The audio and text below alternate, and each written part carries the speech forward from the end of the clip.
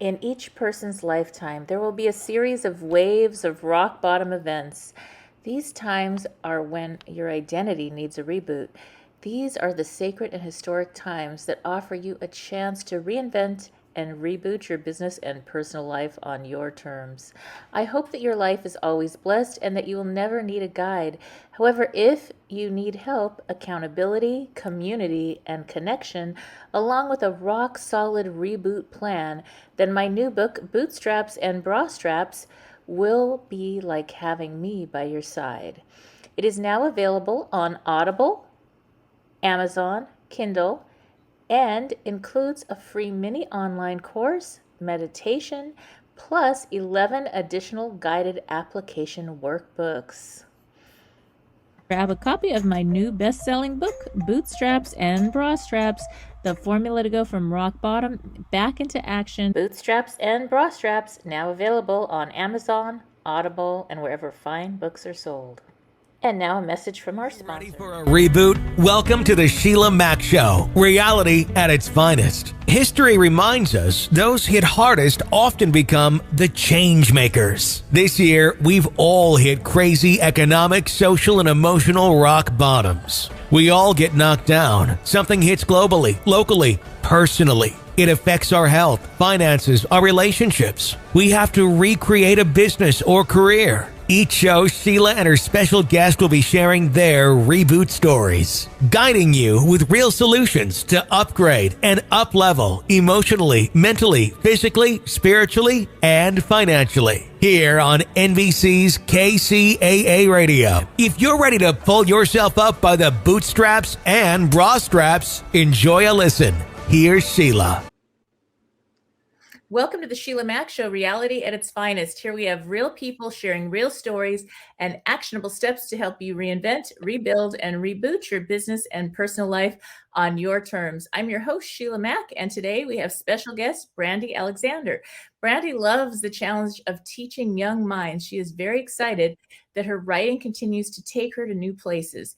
Who knows where the next creative adventure will lead? Growing up in an isolated area of the Texas Gulf Coast, Brandy Alexander found adventure, entertainment, and friendship within the pages of her many books. When she wasn't swimming, exploring, or pretending to be a teacher, she spent days at a time lost in the fictional world of religious paranormal fantasy. Having spent so many years as a voracious reader, she has been heavily influenced by a variety of writers. All right, welcome to the show, Brandy. Thank you. I'm very, very excited to be here. And I like to start off by, this show actually started with my new best-selling book, Bootstraps and Bra Straps, the formula to go from rock bottom back into action in any situation. And we have experienced just about every situation and then some. So I like to start off by asking you if you have a time in your business or personal life where you experienced a tough situation and how you got back on track. I've experienced a lot of different things, and I could probably tell a lot of stories, but I think the part of my life that was the largest hurdle was probably when my father passed. I lost my father to cancer, and then about a year later, I had my son. And there was a lot of time period in there where, it was hard to change what I thought the future held for me. My dreams of growing up and my father being there for me on my wedding day and, meeting his grandson and teaching him all the things that he wanted to. And so, I began to realize, I think at that point, that no matter what our plans are, no matter what we think we need to have in life, that that may not always be what God has in mind. That may not be what our future holds for us. And I think I just began to really assess myself and see, what is it in life that I want to do that I haven't done. Time is passing, and I don't want to just be gone one day and there was nothing left of me behind. And I have dreamt my entire life of writing a book. It was something that I'd wanted to do since I first started reading. And I used to think, one day I want to tell a story that is as captivating as I feel right now. And so over the years, I probably started several, and I just never felt that connection.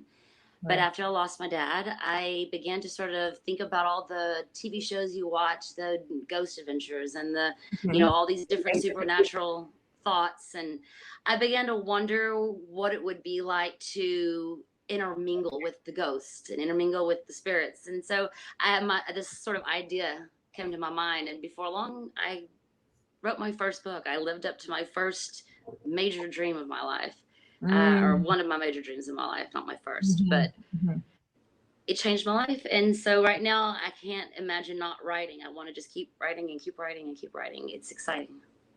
Yes, that's beautiful. And it is something that, if you're a writer, it tends to be that you have these books and you think, okay, well, maybe this one, maybe that one, but you'll kind of know when it's the one or more than one that you end up doing.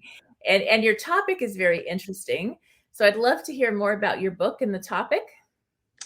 The title, here it is. I have a copy of it right here, and I have it in hardback and paperback. Genesis, a Paranormal Alliance Destined to Fight the Powers of Darkness. Completely fictional story. I just began to imagine, there's this guy who can see the spirit world. He can see the angels and the spirits, and come to find out demons. And his brother, along with some of his best friends that he's met along the way, are spirits themselves, and they live with him. And they're sort of the comedy of the book. It can get serious, and so they bring that comic relief. And they together have got to figure out where these demons are coming from, why they're there. They seem to have some kind of nefarious plan, and then how to get rid of them. And along the way, he sort of just follows the path and comes to find, faith in himself and his friends and God. And I don't know, it just felt like the right story to tell. It was enjoyable. It was fun. It's just this big save the world thriller. But at the same time, there's a lot of connections that I made to the characters and the story itself. Now, what made you go toward that as far as that topic? What was it? Did you have experiences in your own life with all that kind of stuff, or did it just come to you? What's kind of funny is that as much as I have read a lot of Christian books and spiritual books, I really tended, especially growing up, to stick to romances, to stick to adventures, to stick to very supernatural. I liked anything that wasn't based in reality. If it was reality, it's because we lived reality. I didn't want to live it. I wanted to read about it. So I would have thought that, I might have even gone more of the supernatural romance. But after my father passed, I began to imagine what it would be like to be able to talk to his spirit, or to be able to interact with a spirit. And I think that just sort of started the ball rolling. And then from that point, I just began to imagine, like, what kind of story hasn't been told 1,000 times. Right. And I didn't want something where you're going to pick it up and you know how it's going to end. I want that to constantly be, how are they going to fix it? How's it going to end? What's going to happen? And I really do feel like I tackled that in this book. Everyone I've spoken with just gives me really good feedback. Nice. Yeah, that's something that's really interesting. Now, I'd love to hear, like, maybe an example of more about, like, maybe your favorite chapter in that book. There's so many things that happen in that book, and there are literal surprises all the way to the very last page. But I think that the point in the book that I was the most excited to write, and I also probably found, I don't want to say difficult, but it was very challenging, because it's a fight scene, and it's the first time that there's a real physical interaction between the spirit world and the human world. And I approached it, and what's so cool is that I've had people who have read it who told me this before without even me speaking to them, but I approached it almost like a movie camera. And you can see what's happening in the fight. And as it turns, you would see each character. And I don't know, I think that one was a really enjoyable scene, because it's that first time where I feel like you want to stand up and just, get them. And those are the kind of books that I enjoy the most, where you almost want to scream out loud. You're angry at the character, or you're excited for the character. And I think this book really does that. I enjoy reading it myself. Sometimes I'll start to look for something, and next thing you know, I'm engulfed in my own story. Yes.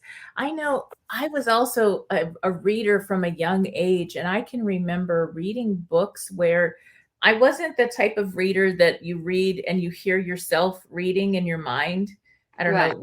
I wasn't like that. Like, literally, I'd read a book And once I got into it, it was like I was in the book. I was in the movie. I was like so experiencing it. And then I'd be like, oh my gosh, 4 hours passed or whatever it was. I've And, lost myself in a book so much before I forget what room I'm in. I flash back when I open Mhm. my eyes and like, oh yeah, I was sitting here doing this or that. Yeah. I'm Yes. sorry. Yes, and it's just a wonderful thing because I think especially now we've lost the art of reading for a lot of people. I mean, I have my book on audio, and there's everybody has the audio books, but there's something about literally picking up a physical book that's different. That's where, Tangible. yes, and you could just go relax and read a book, get some sunshine and read a book or whatever. And I think a time like this where we have some more quiet times than maybe we want, it gives us that opportunity to get back to the books on our list that we never have time to read. And also Yeah. an escape. It's, well, we can't, and depending on where you live, you can or can't go to the movie theaters or whatever. So this is like another way, and it's something different, and it helps you with your mind as well. So there is something that I've found. I also lost my father, similar to you. He passed away 6 months before my youngest son was born. And so it was really a hard thing. And I can remember family and friends said, well, he's always watching over you and he's always with you. And I said, he sees everything. And we all started laughing. So I better be better. I better be on my best behavior. And You start imagining yeah, everything around you. exactly. And so there is something though that talking with other people that work in hospice and losing some other relatives, grandparents, and this and that as well, that there's a point when a person crosses over that they start seeing the people they used to know that are already on the other side, and they start talking to them, and it's something that has shown up in every culture, every religion, every place on the planet. So there, I mean, and that to me is like, oh, there's something beyond this. I don't have a doubt or a question in that. Yeah. And so that's that's just one of those things. I was raised in a very strong Christian home, and I do believe that there's a life on the other side, that we're not just gone. Right. And there's so many different people that will argue what that might be, to what extent. I had fun with it in the book, creating this fictional world, but I do believe that there is more there. And even though my book, it's hard to write about angels and demons and ghosts without your faith seeping in. Mm, But I think that in this book, there's something that everyone can connect to, no matter who they are, whether you believe in a higher power, or whether, who it might be. mhm. But it's faith, no matter who it is, you have to have faith, even if it's just faith in your friends or faith in yourself. Right. Because, you're not going to get anywhere in life if you don't put your faith out there for, to succeed. You have to, I believe. And it's sort of the common theme, I think, in this book is that no matter what, they have to have faith. Yes, that is so good. Now, I'd love to hear more about like everything else that you do. So you wrote the book, and what else are you doing in your life with the book? Are you doing like a book tour with this crazy time, or? Well, trying to get it off the ground. This is my first book, and so there's a lot of hurdles, a lot of things that I'm learning along the way. I would absolutely love to talk to somebody who would be an agent, someone who could really help me push this book to make the Hmm, right moves, go the right places. I'm doing everything that I can, though, on my own, trying to figure it out one step at a time. I do plan on this being an entire series. And yeah. so I've spent this past summer writing the sequel, so Mm, now I get to start on that journey and begin book number two. I don't know how far it will go yet, but I do have plans for it to go for a while. So I'm having a lot of fun with these particular yeah. characters, and I think there's a lot of stuff I can do with it. Yes, yes. Now, how long did it take you to write the book? I think from start to finish, probably a couple of months. Oh, that's Being a teacher, you get a yeah. lot more time to yourself at some points in your life. You Hmm. make up for it during the school year. That's for Right. sure. But I'm able to, on an average, write about a chapter a day, chapter every day and a half. Wow. So, I give myself a break every week, 1 or 2 days here or there. But if I just kind of kept at it, and most of I think it's been around 32 chapters, 34 chapters is usually what I plan out. So it Mm, takes me a little while, in a couple of months. So it wasn't too bad as long as I just stuck with it and worked out right. it solid all day.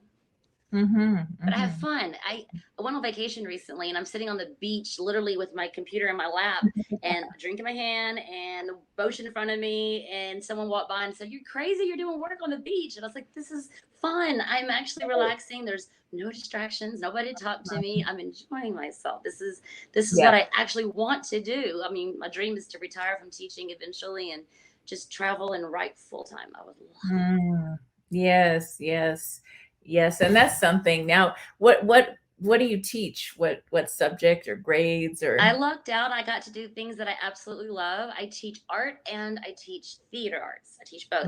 I Mm, have taught English, reading, language arts in the past, and I've done a lot of work with different subjects. But I love the arts. They're just so much fun. No matter what it is, I feel like I'm just very creative.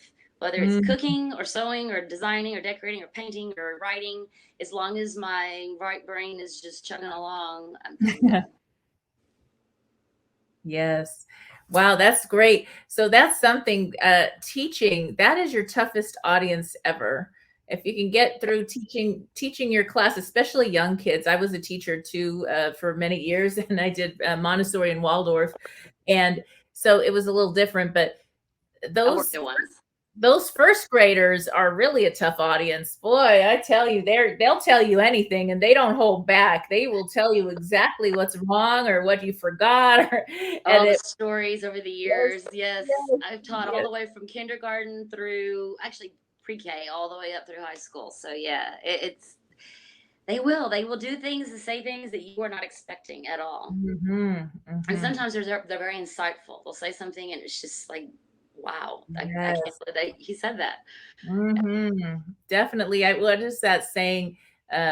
When the student is ready, the teacher will appear. And then the other half of that is, and when the teacher is ready, the student will appear. Right. Those little students, they'll teach us so much Can I give about a shout out life. to my school? I told Oh, the kids. yes, please. All right, Elkhart. I just had Elkhart High School, All Elkhart Middle School. right. Sorry, my son just graduated. I've been staying high school for the last 3 weeks. But yes, my just want to give a shout out there to my kids. Say hello to everybody. Hello, everyone. And yes, this is so important for parents listening in. What do you suggest to get your kids to read, to get them past reading as an assignment and to really grow the love of reading? I've personally, for me, I think you just have to find the right book. There has to Mhm, be something of interest, something that's going to grab them. And for every kid, it might be different. One person might want to learn how to build a boat, and another person may want to read about magical kingdoms.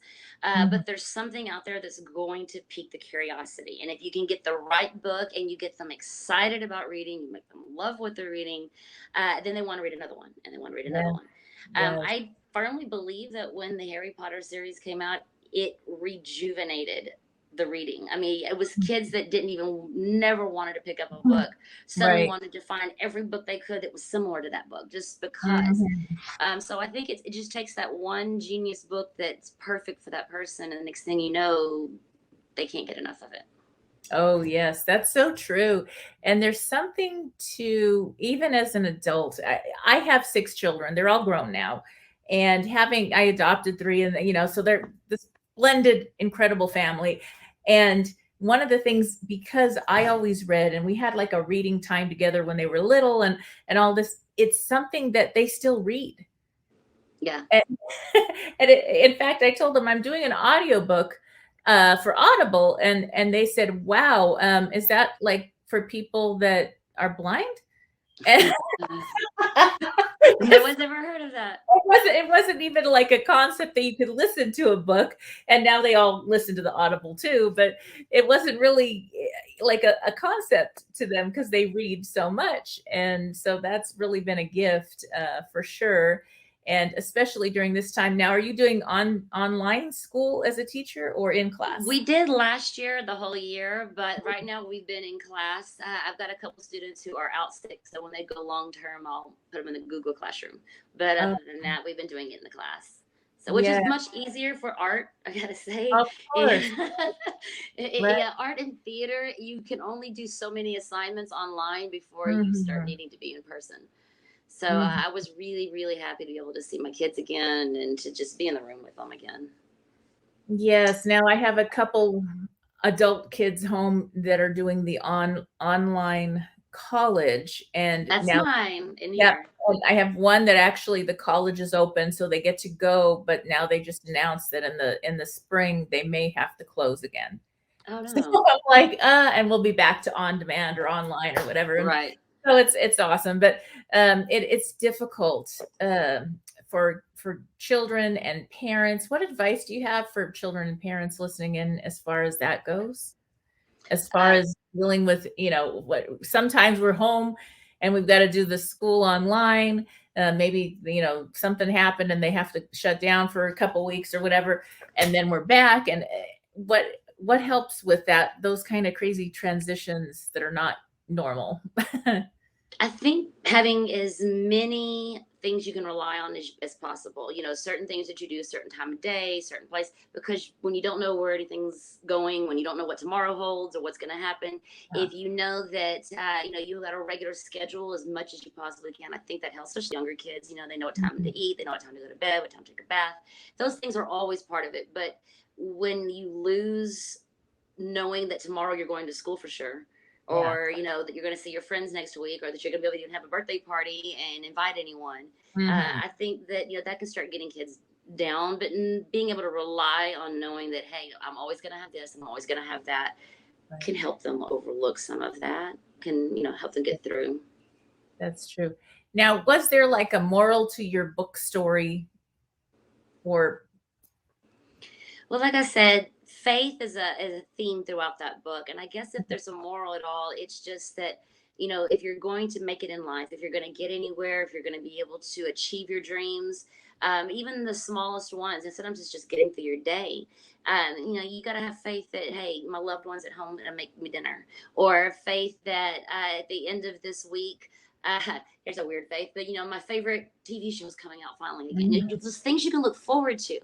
because if you get held down by all the problems you're having and all the work and all the money and all the issues and relationships, and you stop looking for the fun in life, you stop looking for those little things to look forward to, and sometimes that's all it is. You just know you're going to go home and cook your very favorite meal, or Right. you are excited about someone calling on the phone tonight because you want to hear how their date went. Whatever it is, you got to find what those moments are, or sitting down with your favorite book, Yeah. carving out that me time for just a little while so that you have something to look forward to. And that way, the hard stuff, maybe let go of it a little bit. Yes, yes, that's so good, so important. And going back now, if you could go back to when you were a young girl, what advice would you give yourself? Uh, Professionally, you think, or Whatever, in life? that you would just like, I should have told myself, or if I could go back and just talk to me at 10, what little bit of advice would I give me? Not to take everything to heart. Hmm. I went through a lot. I think through my junior high years, I struggled with being accepted by my peers. I was very introverted, and I think those few times when I put myself out there, it wasn't responded to well, and so it just drew me further and further inside. And it Mm, wasn't until I really thank God for my family, for both God and my family, because they got me through some really hard times in life. But mhm. I think now I look back at that, I went through that so that I would be who I am now, because without that, that's who I am. If I could go back and talk to myself, though, it would be not to take so many things to heart, to let things Mm, go, right. to not worry about what everyone else thought about you, but to do what you like because you like doing it. Yeah. I find now that to be a very attractive quality in friends and people that I know is um, just them being sure of themselves and what they like, and not letting somebody else's thoughts or viewpoints mar their own, to stand behind them and like who they are. Right. Yeah. Yeah, that's so important. And for myself, I grew up in an area where I had a lot of elders. I mean, like 70, 80, 90-year-old people that they were around me a lot and they were my friends too. And, we'd have them for Thanksgiving dinner or Christmas dinner because nobody, their family wasn't around or whatever. And so that was kind of that they were like my adopted grandparents. And one thing about them, they were all well to do. They had this beautiful life. They had these incredible stories of what they went through. Some of them went through the pandemic flu, believe it or not. They were little kids at the time, but they went through it. And you hear all these stories. And it was so beautiful because they had gotten to the point in their life where they didn't give this flying duck about anything, other people's opinions, and they valued our friendship. But it wasn't about what you wore or what you looked like or whatever it was about who you're being and all you're doing. And they were really honest about where they were at, and they just lived and loved fully. And those were my mentors in life. And I think it's so important that at a young age, if our kids can hear this with a lot of pressure at school and in the media to be something that's not even realistic. Yeah. That they see something that's airbrushed or, pinched in the back and held together. And then they think that that's the way it's supposed to fit everybody. And in reality, it doesn't even fit the model like that. I Yeah. know. Oh, I mean, I have people I see that they're already beautiful and perfect, and they airbrush so much of it. Is that a person or is that a cartoon? Because I get so tickled too. And it's amazing how much an inner beauty will shine on the outside, but the right. same goes for an inward ugliness.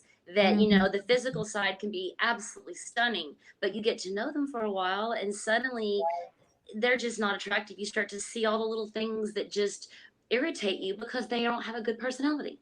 But Yeah. you get around somebody who may be physically what people might say flawed, but you don't even see that because all you see is this sparkly, vibrant, happy, Mm. joyous, self assured person. And Yeah. it goes so much further in life. Mhm, mhm. That's true because then if you're coming from an ugly place, I don't know, gossip or saying mean things about other people, whatever, it's ugly. And then people know, well, I'm not going to tell that person anything because she's going to tell or he's going to tell everybody else, or it's a drama king and queen Hmm. situation.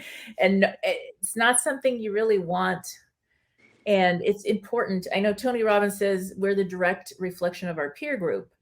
And so that's important too, to make sure that we surround ourselves with good books, with good friends, mentors. Like I was this young girl and I had these incredible older mentors that I really honored their wisdom.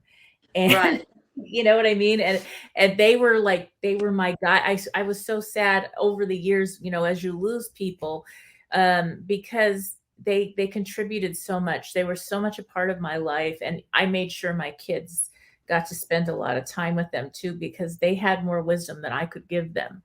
And it was just Yeah. something important. I wanted them to have that.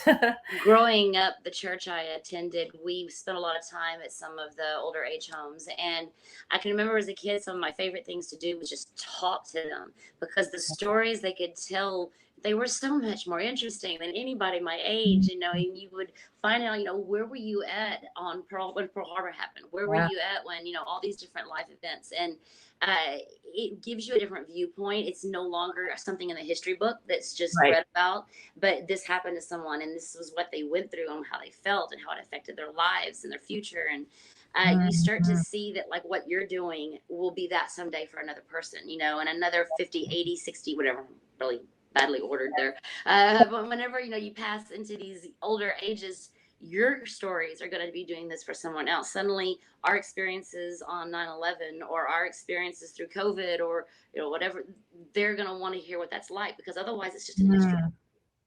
Yes, that's so true. And we are coming to the end of our talking time. So I'd love for you to share one more time about your book and where people can get it to read. Would love to. Uh, The book, hold this side, is Genesis, a paranormal alliance destined to fight the powers of darkness. And you can find this anywhere they sell books right now. Amazon has it on sale. Walmart has it on sale. Target, Goodreads, Barnes and Noble, just about any place you want to find it, you can look for it, or you can look for it on my website, brandyalexanderbooks.com or brandyalexanderbooks@yahoo.com. All right. All right. Well, thank you again for being a special guest on the show, Brandy. And for those tuning in, we'll be back after these messages. Thank you so much. This was awesome. I love this. Have a good night. Thank you. You too. In December of 2017, I lost my house, my car, and my cat due to a fire. It sounds like a country music song, but that was my reality. And yet another rock bottom situation after a long period of doing really well. I had just finalized a divorce, purchased a new car, and moved into a house that I bought for myself and one of my kids to live in while she went to college. I put all my savings into it, closed escrow on November 3rd, and spent some time making it beautiful, more for my kid than for myself. I was cash poor but proud to finally get into a nice home again.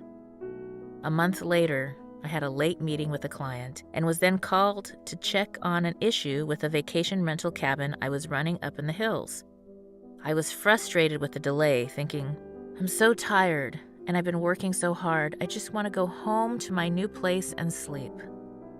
Later, I realized that delay was a protection, and I was grateful for the soul reroute, even if it was initially beyond my understanding.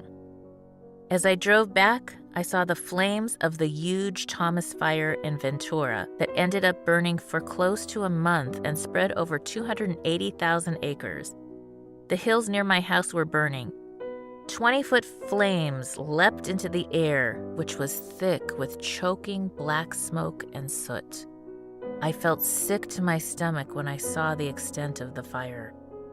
As I got closer, I was told that I had to evacuate my home. I rescued my cat and got a few things together, but the power was already out, so I grabbed paperwork and pictures, anything I could shove into a box in the dark. Some of my neighbors were in denial, refusing to leave until the firefighters came through, issuing mandatory evacuations. They thought it was a little fire over in the hills. They hadn't been on my drive home. They didn't know it was one of the biggest fires in California history and the largest I'd ever seen in my life. I drove back to the little prefab mobile home that I was renting out through a vacation rental service. One of the units was empty, but it wasn't finished. It had a toilet and a kitchen, but it didn't have a shower or many of the other things it needed to make it livable. It was maybe 400 square feet, and that's where I unloaded all the boxes of stuff that were now my only earthly possessions. The next day, one of my friends came over to help me, and when she opened the door, the cat I had rescued ran out the door. She was so freaked out by the move that she just bolted and never came back. We couldn't find her, even with a microchip. Shortly after that, my car was totaled in an accident, and my descent to rock bottom was complete. By this time, I was able to get back into action in record time, using a formula I had learned from all the other waves in life. The Boots Formula. I've had an interesting life. It hasn't been easy, but I'm not complaining, and I'm not a victim. I've had a lot of rock bottoms, a lot of downs, but a lot of ups as well. I mean, how many 10-year-olds get to meet the president? I'll tell you that story later in the book. Through it all, I had to learn how to go from rock bottom to rock solid. I had to look back at what I've done and what I still do to get out of that place and back into life. I asked myself, what has helped me walk through the bottom faster and still be who I want to be, without letting it totally screw up my life? What did I do last time, and how did I do it? What type of mindset did I need to have? Who did I need to reach out to? Who did I need to be? I saw the patterns in all the times I've had to do that, and in how I've seen my friends and clients get through their rock bottom moments as well. Ultimately, I came up with the Boots Formula, a simple yet powerful method of redirecting your thoughts and actions. The Boots formula will teach you the skills you need to quickly dissolve limiting beliefs and get back into action. In simple language, Boots will grab your problem by the bra straps and help you get back into action in any situation. Sound like something you can use? Let's take a look at each letter. B is for being. The first letter of the Boots formula is B, which stands for being. At one point in my life, I decided this is who I'm being in all that I'm doing. When shift has hit the fan, you realize this is messy, and you just have to roll up your sleeves. Maybe you have other people to help you, but maybe you don't. Either way, you have to be the one in command.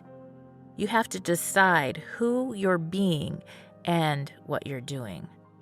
Whether you're starting over or just hoping to make it through, you have to ask yourself, how am I going to show up through this? Who are you going to be as you're walking your puppies or cleaning up the mess? Who are you going to be while you're reorganizing your life and changing your living situation? If you're being who you really are, then you won't be in that bad situation for long.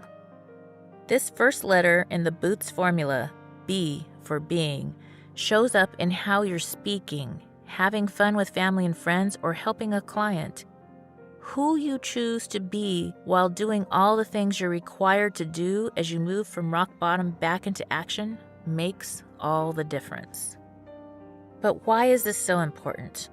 Because the way you show up and the energy that comes from you will help attract better things in your life. When we're able to retrain our minds to focus on the positives, we're able to enjoy more of life, even while we're rebuilding and rebooting. We're going to starve those negative thoughts, not feeding them with our attention, time, or energy. When you focus on the good parts of your life, those things that you can be grateful for in this moment, that energy will bring even more good things your way. Don't get me wrong. You still have to take the action steps to get out of the negative, and you're going to have times in your life when you're just going to have to do whatever's in front of you. It may not be the prettiest thing, but it doesn't matter. Sometimes, when you're focusing on getting out of a hole, it feels like you're buried in your own self-centric thinking. But when you get out of that mindset and put down your problem for a moment, it clears the way for a solution. One way to do this is to help someone less fortunate than you.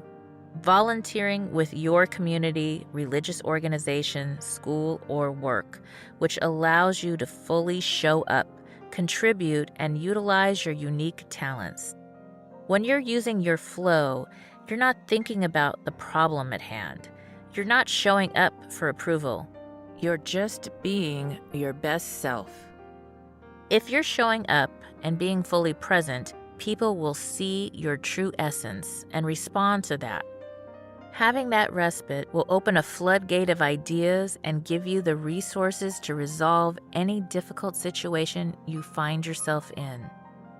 This first letter is a reminder to stay in your being and live your truth. It will help you stay grounded and centered when things are in a state of change and chaos. The truth is that there's often form, freedom, and order even in the center of a storm. The first O is for orientation. The next letter in the Boots formula stands for orientation. As you are living through your rock bottom moment, you need to know that it's not better than it is and it's not worse than it just is what it is. Assessing your current orientation is a really big action step in the Boots process. Discovering orientation is part of the overall change you may be in, and it will help you find some surprisingly simple solutions. In this case, we're referring to a place. Where do you find yourself on the map of your life? Within this stage, you'll also acknowledge where you were in the past and where you want to be. Once you know where here is, you can answer, how did I get here? And Where do I want to go from here? Assessing your orientation also means considering your options and saying, I am here on the map, and I want to go over there. You need to know where you are in order to think about how to take the next step. If you want to go from California to New York, you first have to know you're starting from California. You then have to know that to get there, I can walk, I can swim, I can jog, I can take a flight, or I can take a bike. I can take a bus, or I can take a train. You use your rock bottom to set the direction for your life beyond this rock bottom situation. It's important that you are really honest about where you are in this situation. You can't lie because you don't want to give up your personal responsibility. You have to own every part of this and realize it could be worse. It could be better, but this is it. If you aren't able to be honest about where you're starting from, you won't be able to clearly see where you want to go or how to get there. If you're not realistic about that first point of orientation, it's almost impossible to get out of your rock bottom moment. At the very least, it will take a hell of a lot longer. A lot of people have a hard time accepting the truth of where they are. They might think, oh, I'm kind of here, but I wish I was there. No, this is where you are. This is where you're starting from. That may be where you want to go, but you won't get there if you don't know where you are on the map. The last piece of orientation is owning it. You are responsible for where you are now. The minute you start blaming people or situations outside of yourself, it was my mother's fault, my brother's fault, the weather's fault. Guess who's in control of your life? Everyone but you. When you own your situation, however, you're taking back your power. Damn, yes, I spent that money, or oops, I did trash the credit card, but I'm not going to blame Macy's or Nordstrom. I'm just going to have to do something different here. Nobody else gets to be in charge of your life. From here on, you own it. Once you've gone through the orientation process, you'll get a grounding sense of peace and clarity, and you'll be able to acknowledge just how far you've already traveled. Give yourself some credit. Admit that you may have messed up in one area, but also look at the good parts of where you are. Once you have to answer to, how the hell did this happen to me? Your next question is probably, how can I ever unravel this mess and get back into action? The next letter of Boots will help you answer that. The second O is for order of operations. The third step of the Boots formula is finding the order of operations. When you're in a rock bottom moment, there are certain steps you know you need to take to get out of it, and you need to complete those steps in a certain order, which will be different depending on what you're going through.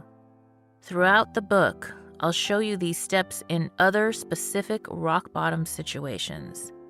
As you learn the steps for yourself, you'll become adept at facing any other rock bottom you may find yourself in. In the military, they train people to focus on one thing, find and execute the solution, then move on to the next thing and the next.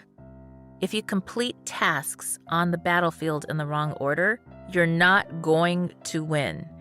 If you do steps in the wrong order in math, you're not going to get the solution. In algebra, you must follow an ordered set of actions to solve for x, and one step cannot be done without doing the prior calculations. The same is true here. It's very important to order your steps and then complete them in that order. Consider this step your Boots camp, a battle plan for accomplishing things in a certain order so the magic happens. Each step may take a bit of time, and there will be days when you feel as if nothing has transpired and you've seen absolutely no change. There's lag time while you're completing small tasks, organizing, setting things up, or whatever your steps may be. If you're trying to lose weight, you may think, I've been working on this diet for a month now. Why can't I get into these size 2 jeans? What the hell? Then, all of a sudden, if you're really clear on the goal and you're following the path with your order of operations, all the lag time catches up, you reach equilibrium between effort and results, and then boom, you're going downhill. It gets easier. You start to see results at a rapid pace. There's less to do, less chaos and stress, and you have some free time. As you get started figuring out the order of operations, it's important to know that everything is not going to happen on the very first day you apply it. It took you a while to get into the mess, so it may take time to get out. Once you start to follow the order of operations and you do the work, however, the universal law of momentum takes over and most people arrive at their desired outcome ahead of the expected time. Now, you're ready to write out important strategy steps that will help you, slowly at first, start taking small action steps each day toward your desired new outcome. And after you complete this strategy session, you will start on the journey to designing the life you choose. T is for thinking. The fourth step of the Boots formula is thinking. If you recall your thinking at the most successful points in your life, it's probably vastly different from your thinking when a crisis brings you to a rock-bottom situation. Often, at the toughest times, our thinking goes to survival. We lose sight of the possibilities and opportunities that are before us. This is where thinking comes into play. It's vital to have a strong mindset in order to keep our boots on and walk out of a rough spot in life. Thinking leads you to a clear vision of where you want to go on that map of your desired outcome. You've made the decision that you're going to New York. Your bags are packed, you have an idea of how you're going to get there. You know the steps you need to take, though you may not know how the hell you're going to take them all. But you've made up your mind. That's where you're going. Tony Robbins often says, it's in the moment of decision that one's destiny is shaped. That decision is the thought that comes before the action steps required to reach your new goal. Everything happens in this step, in that decision. You can see it, feel it, embody it. Things start to show up because you're looking for them and you're open to them. You'll start getting the results you want just because that decision is in your mind. It becomes that real to you. Once you have that clear vision in your mind, you have to see yourself as if you already are living in your desired reality. You're just doing the steps to get there. S is for stepping up. The fifth and final step of the Boots formula is a literal step, stepping up. You've gone through the first 4 steps. You've decided how you're going to show up. You have a picture of where you're going. You know the steps you need to take, and you've made the decision to actually do something. It would be nice if you could just sit, think, and meditate your desired outcome into being. But that's not the way it works. There is some validity to the idea of manifesting what you want, but at the same time, you have to believe enough to actually go out there and take the risk. You have to overcome your fear of giving your first presentation, making your first speech, or writing your first book. You have to get out of your comfort zone, and you have to take those steps. S is for stepping up by taking the personal responsibility required for a real reboot. While the B in Boots is about being in the present with who you are in the situation, S is for taking those steps toward the future you want. Although there will be many times in life where we have little or no true personal responsibility for an event that alters our lives, it is always a gift to own your own response and reactions to situations. What can you do to shift the energy and step up to your part in the situation? In order to reboot, one must be willing to step into action. This last step ties back to the first one. It all comes back to being. How are you going to be when you're going through this? Sometimes it's ugly, dirty, not pretty, and certainly not fun. Nobody's going to help you move, so you have to pack all the boxes yourself. Procrastinating isn't going to help. You just have to take those action steps you defined in the order of operations. When you first start, it's overwhelming because you feel like you're still buried in the situation. Chaos is all around. But because you've done the first 4 steps of Boots, you have an action plan. You're not doing 1,000 steps today. You just have to take 1. You do the things that you mapped out one by one, and that helps you see, okay, I can do that. You have clarity on the action steps, so now it's time to actually get moving. Are you ready to strap on your boots and start walking? From rock bottom to moment of empowerment.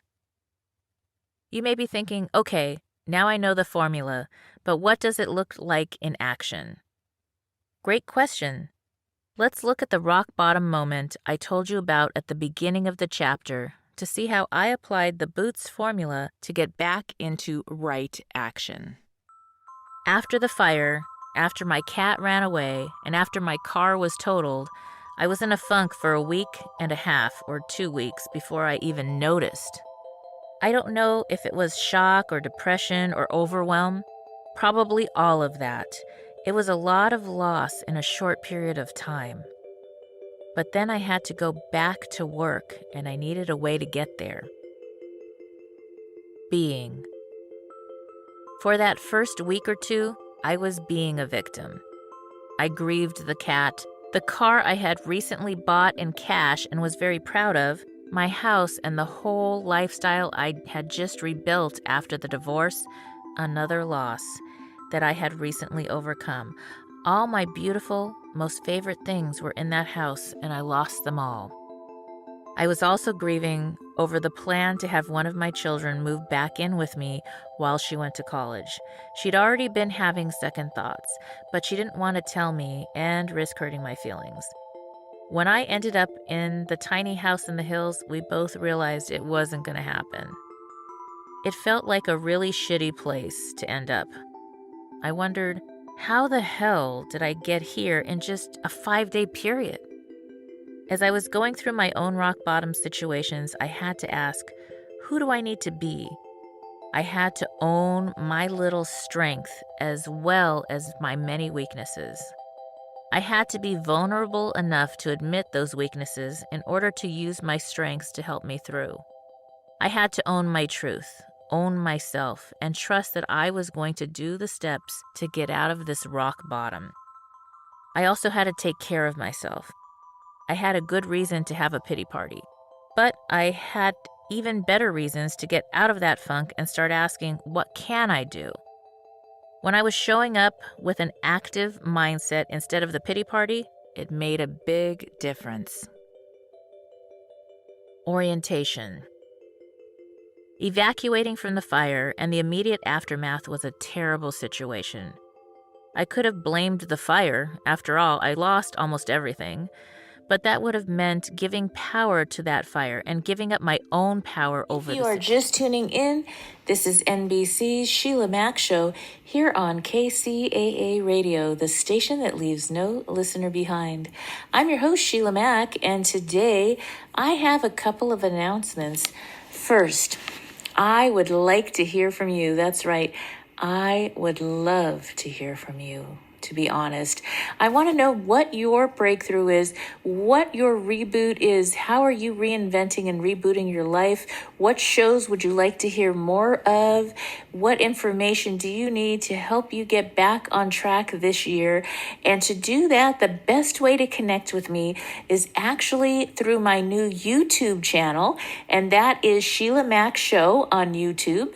And there you can see past recordings, and you can also see other other information and shares that I have, and I would love for you to share in the comments there what you're needing more of and what you're rebooting this year and how we can help you get back on track.